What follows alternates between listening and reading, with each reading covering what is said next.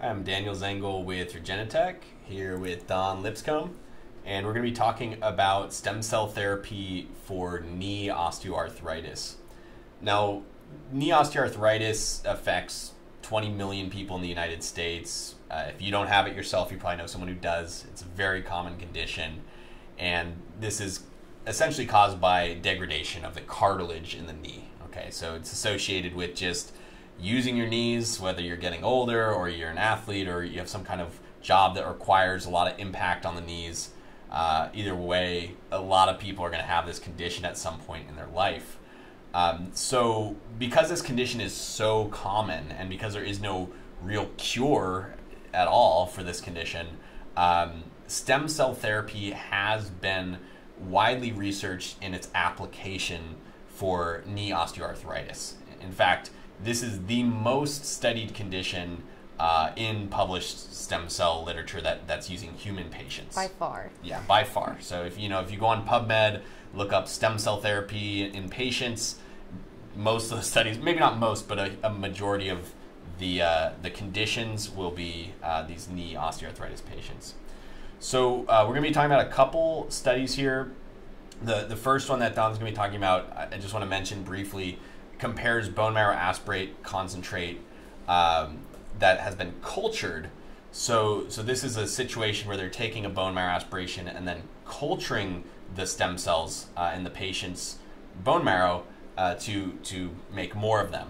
And although this process is used in this study, I would like to point out that this is not being done anywhere in America for just like your standard patient. Mm-hmm. It's really only allowed in America if it's a controlled clinical study that's being overseen by the FDA and aligning with their protocols. So I just want to give that little disclaimer. Although this study might show some great outcomes, this is not something most people in America are going to have access to yet. People who want this type of culture expanded stem cell therapy there are some options in the Cayman Islands and Asia. You just need to be very careful making sure you're getting a provider that knows what they're doing and that they're doing something that has been proven safe. Which according to the FDA, it hasn't been proven safe. So probably not suggested. Yeah. I'm not going to suggest that. No. But people do it. So Dawn, can you tell us about this first study?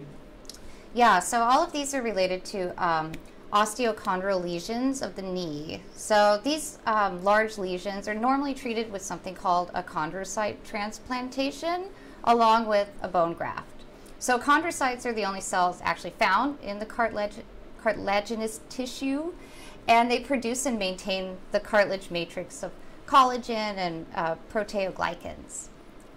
So a chondrocyte transplant occurs in two stages that include multiplying the cells in a lab and then reimplanting them. Okay, so similar to what I was just saying about the bone marrow cells, with these autologous chondrocyte implantations, they're taking the patient's own cartilage cells and culturing them to make more cartilage. Exactly. Okay. So they're kind of doing some of the work for the body in advance. And this is legal in the United States, I'd like to point out. Well, because they're not stem cells. Right, yeah.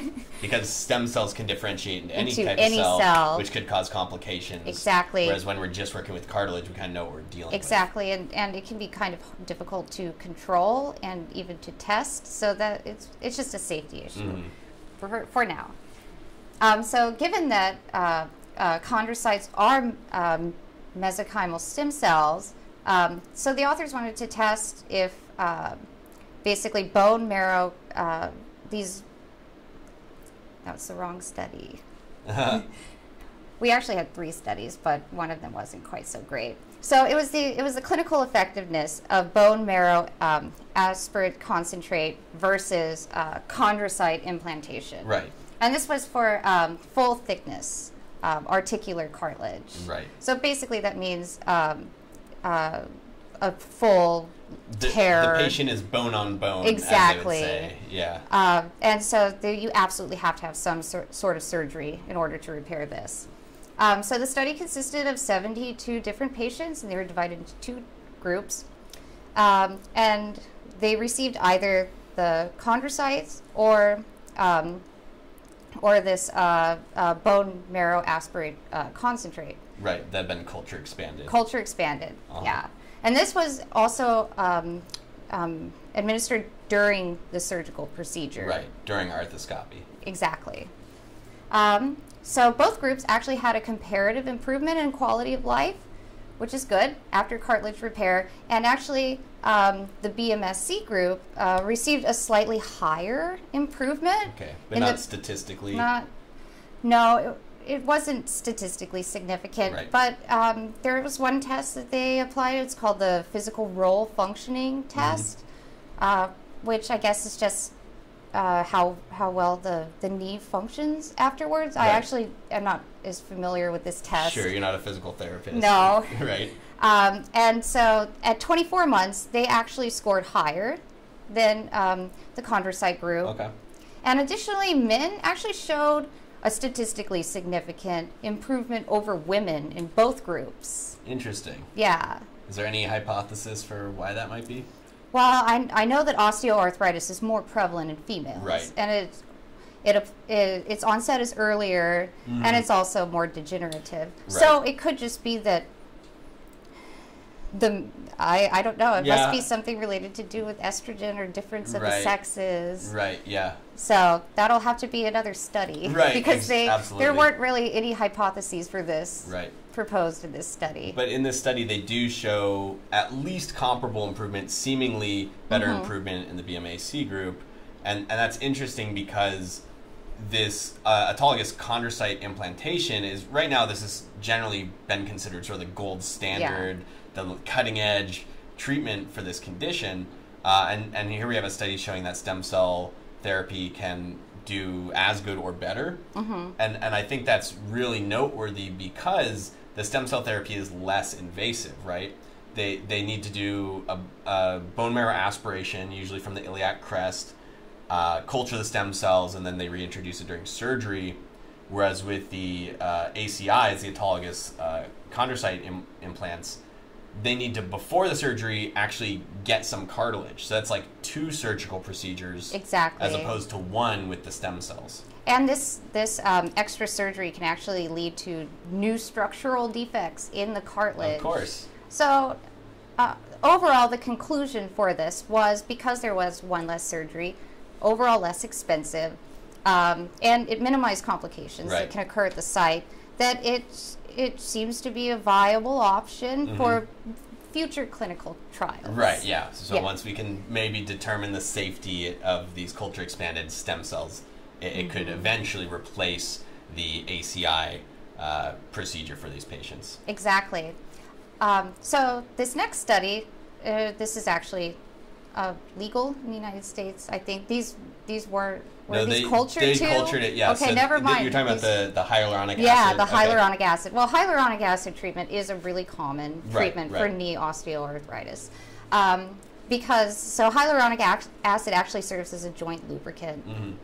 It gives the joints their property to cushion impacts, so basically become hard and then soft, and also prevent bone-on-bone friction. Right. And that can cause all kinds of cartilage degeneration, etc. So this study actually consisted of 56 patients with comparative osteoarthritic knees, and they were divided randomly between a control group and a treatment that actually received an MSC treatment.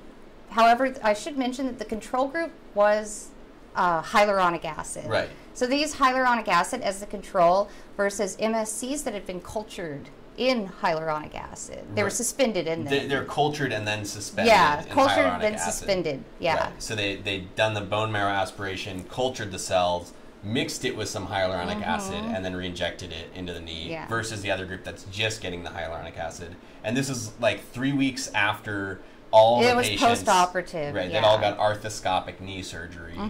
And what were the findings?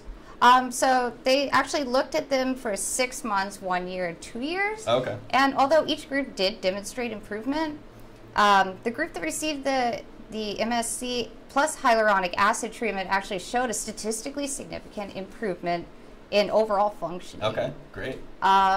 And also 1 year in, they did MRIs on the knees to see how the repair process was coming along. Yeah. And it showed increased cartilage production, Okay. and actually overall there's more thickness and volume and density of the material. Wow. Yeah. So that's very I good. personally like it when they include an MRI or an Right. ultrasound. MRIs are a little bit more, have a little bit better resolution though. So those trump ultrasounds, but ultrasounds trump no scans at all. Yeah, so they're doing some kind of functional pain assessment and then also an MRI. And Exactly. in both instances showed improvement in the group that received the cultured stem cells. Exactly. Okay, that's great. And, biologically, I think that this makes sense because MSCs, they can differentiate into chondrocytes and from there further subdivide into cells that are related